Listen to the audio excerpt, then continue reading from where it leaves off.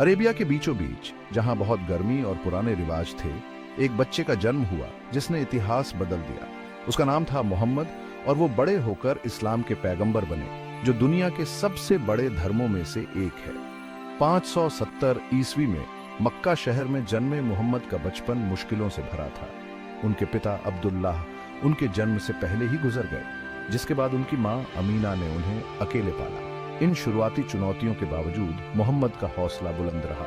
वो एक तेज और जिज्ञासु बच्चे थे, जो अपने आसपास की दुनिया के बारे में सीखने के लिए उत्सुक रहते थे। किसी को नहीं पता था कि यह छोटा सा बच्चा एक दिन एक ऐसा दिव्य संदेश प्राप्त करेगा जो लाखों लोगों के जीवन को बदल देगा।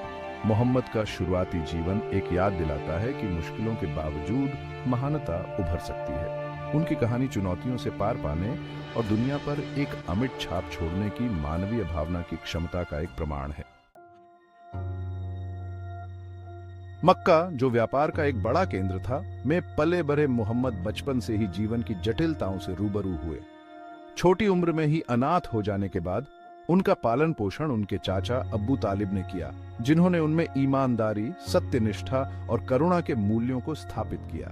एक जवान आदमी के रूप में मोहम्मद अपनी ईमानदारी और व्यापारिक सौदों में निष्पक्षता के लिए जाने जाते थे। उन्होंने अल अमीन, जिसका अर्थ है भरोसेमंद, और अस-सादिक, जिसका अर्थ है सच्चा, के रूप में ख्याति अर्जित की। इन गुणों ने उन्हें एक मांग वाले व्यापारी बना दिया और उन्होंने अरब भर में व्यापक रूप से यात्रा की, विभिन्न पृष्ठभूमि के लोगों के साथ बातचीत की। उनकी यात्राओं ने उन्हें विभिन्न संस्कृतियों और मान्यताओं से अवगत कराया, जिससे दुनिया के बारे में उनकी समझ व्यापक हुई। मोहम्मद का शुरुआती जीवन विशेषाधिकार या सहजता का नहीं था, फिर भी उन्होंने अपनी चुनौतियों को अनुग्रह और सत्यनिष्ठा के साथ पार किया, अपने आसपास के लोगों का सम्मान और प्रशंसा अर्जित की। 25 साल की उम्र में मोहम्मद ने एक ऐसे विवाह में प्रवेश किया जो अपार प्रेम, समर्थन और स्थिरता का स्रोत साबित होगा। उन्होंने खदीजा से शादी की, जो एक सम्मानित बिजनेस वुमन थी और उनसे 15 साल बड़ी थी। उनका विवाह आपसी सम्मान, प्रेम और समझ पर आधारित था। खदीजा ने मोहम्मद के नेक चरित्र और अटूट सत्यनिष्ठा को पहचाना और ताकत और प्रोत्साहन के निरंतर स्रोत के रूप में उनके साथ खड़ी रही। इतने सालों में उनका बंधन मजबूत होता गया और खदीजा ने मोहम्मद की आध्यात्मिक यात्रा को आगे बढ़ाने में महत्वपूर्ण भूमिका निभाई। जब मोहम्मद को अपना पहला रहस्य उद्घाटन हुआ, तो यह खदीजा ही थी जिन्होंने उन्हें दिलासा दिया और उन्हें उनके अनुभव की दिव्य प्रकृति का आश्वासन दिया। वह उनका संदेश स्वीकार करने और इस्लाम को अपनाने वाली पहली व्यक्ति थी, जो विपत्ति का सामना करने में उनकी विश्वास पात्र और शक्ति का स्तंभ बनी।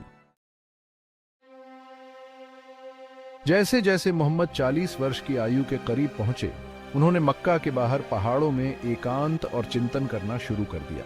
वे पहाड़ हीरा पर एक गुफा में चले जाते थे और कई दिन चिंतन और प्रार्थना में बिताते थे। 610 ईस्वी में इनमें से एक वापसी के दौरान मोहम्मद को ईश्वर से अपना पहला रहस्य उद्घाटन प्राप्त हुआ।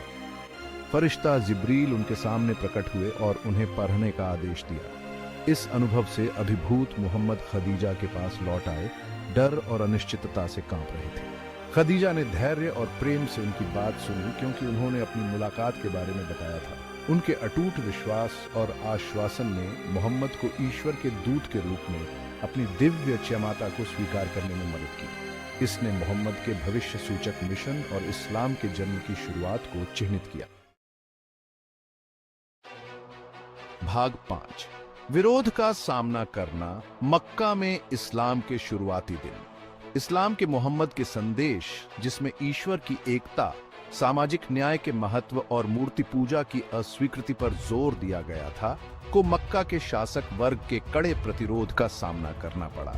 उनकी शिक्षाओं ने स्थापित सामाजिक व्यवस्था को चुनौती दी और उन लोगों के आर्थिक हितों को खतरा पैदा कर दिया, जिन्हें उस समय प्रचलित बहुदेववादी प्रथाओं से लाभ होता था। जैसे जैसे मोहम्मद ने प्रचार करना जारी रखा और अनुयायी प्राप्त किए, उनके और उनके अनुयायियों के खिलाफ उत्पीड़न तेज होता गया। उन्हें उपहास, सामाजिक बहिष्कार और यहां तक कि शारीरिक हिंसा का शिकार होना पड़ा। अत्यधिक दबाव और खतरे का सामना करने के बावजूद मोहम्मद अपने मिशन पर अडिग रहे। उन्होंने साहस और दृढ़ विश्वास के साथ इस्लाम का संदेश देना जारी रखा। विपत्ति का सामना करने में कभी विचलित नहीं हुए।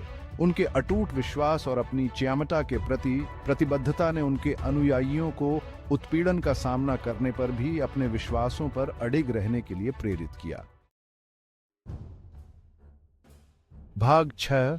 एक नया घर, एक नया समुदाय, मदीना की हिजरा। मक्का में उत्पीड़न असहनीय होने के कारण मोहम्मद और उनके अनुयायियों को यथरिब के लोगों ने, जिसे बाद में मदीना के नाम से जाना गया, अपने शहर में पलायन करने के लिए आमंत्रित किया। हिजरत के रूप में जानी जाने वाली इस घटना ने इस्लामी इतिहास में एक महत्वपूर्ण मोड़ दिया। मदीना में मोहम्मद और उनके अनुयायियों को एक सुरक्षित आश्रय मिला, जहां वे स्वतंत्र रूप से अपने विश्वास का पालन कर सकते थे। हिजरत ने मुस्लिम समुदाय की शुरुआत को एक राजनीतिक और सामाजिक इकाई के रूप में भी चिह्नित किया।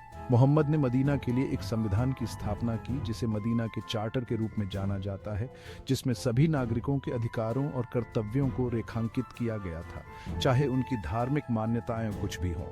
इस दस्तावेज को लिखित संविधान के शुरुआती उदाहरणों में से एक माना जाता है और मोहम्मद के एक न्यायपूर्ण और बहुलतावादी समाज के दृष्टिकोण का प्रमाण माना जाता है। भाग 7। एक न्यायपूर्ण समाज का निर्माण, मदीना में मोहम्मद का नेतृत्व। मदीना में मोहम्मद का नेतृत्व आध्यात्मिक दायरे से परे था। उन्होंने एक न्यायपूर्ण और न्यायसंगत समाज की स्थापना, विवादों को सुलझाने और समुदाय के भीतर शांति और सद्भाव को बढ़ावा देने में महत्वपूर्ण भूमिका निभाई। उन्होंने जीवन के विभिन्न पहलुओं को नियंत्रित करने वाले कानून और संस्थान स्थापित किए, जिनमें व्यापार, विवाह, विरासत और आपराधिक न्याय शामिल हैं। उनकी शिक्षाओं ने करुणा, क्षमा और सामाजिक दायित्व के महत्व पर जोर दिया। मदीना में मोहम्मद का नेतृत्व चुनौतियों के बिना नहीं था। उन्हें समुदाय के भीतर आंतरिक संघर्षों और शत्रुतापूर्ण जनजातियों से बाहरी खतरों का सामना करना पड़ा। हालांकि उनके ज्ञान, कूटनीति और अटूट विश्वास ने उन्हें इन चुनौतियों का सफलतापूर्वक सामना करने में सक्षम बनाया। उन्होंने एक न्यायपूर्ण और दयालु समाज के लिए एक मॉडल स्थापित किया, जो आने वाली सदियों के लिए एक प्रेरणा का काम करेगा। भाग 8। अंतिम विदाई, पैगंबर के आखिरी दिन। 632 ईस्वी में 63 वर्ष की आयु में मोहम्मद बीमार पड़ गए और अपनी अंतिम यात्रा की तैयारी करने लगे। उन्होंने अपने अनुयायियों को मक्का की तीर्थ यात्रा पर ले जाने का नेतृत्व किया, जिसे विदाई तीर्थ यात्रा के रूप में जाना जाता है, जहां उन्होंने अपना अंतिम उपदेश दिया। इस उपदेश में उन्होंने एकता, समानता और न्याय के महत्व पर जोर दिया, एक ऐसी विरासत को पीछे छोड़ते हुए जो दुनिया भर में लाखों लोगों को प्रेरित करती रहेगी। मोहम्मद की मृत्यु ने एक युग के अंत को चिह्नित किया, लेकिन उनकी शिक्षाएं और विरासत जीवित रहीं। उनके साथ ही जिन्होंने उनके जीवन को देखा था और उनके उदाहरण से सीखा था, ने खुद को उनके संदेश को संरक्षित करने और फैलाने के लिए समर्पित कर दिया। इस्लाम, वह धर्म जिसे वे दुनिया में लाए थे, भौगोलिक सीमाओं और सांस्कृतिक मतभेदों को पार करते हुए तेजी से फैलता रहा। भाग 9। मोहम्मद की स्थायी विरासत, शांति और एकता का संदेश। अपनी मृत्यु के 1400 से भी अधिक वर्षों के बाद मोहम्मद मानव इतिहास में सबसे प्रभावशाली शख्सियतों में से एक बने हुए हैं। शांति, न्याय और करुणा पर उनकी शिक्षाएं सभी धर्मों और पृष्ठभूमि के लोगों के साथ गूंजती रहती हैं। कुरान, इस्लाम की पवित्र पुस्तक, मुसलमानों द्वारा मोहम्मद को प्रकट किए गए ईश्वर के शाब्दिक शब्द के रूप में मानी जाती है। यह दुनिया भर के मुसलमानों के लिए एक मार्गदर्शक के रूप में कार्य करता है, जो विश्वास, नैतिकता और दैनिक जीवन के मामलों में मार्गदर्शन प्रदान करता है। मोहम्मद की विरासत गहन प्रभाव में से एक है। उन्होंने अरब और उसके बाहर धार्मिक, सामाजिक और राजनीतिक परिदृश्य को बदल दिया। उनकी शिक्षाएं लाखों लोगों को अधिक न्यायपूर्ण, दयालु और न्याय संगत दुनिया के लिए प्रयास करने के लिए प्रेरित करती रहती है। शांति, एकता और ईश्वर की इच्छा के प्रति समर्पण का उनका संदेश अक्सर संघर्ष और विभाजन से चिह्नित दुनिया में आशा और मार्गदर्शन प्रदान करता रहता है।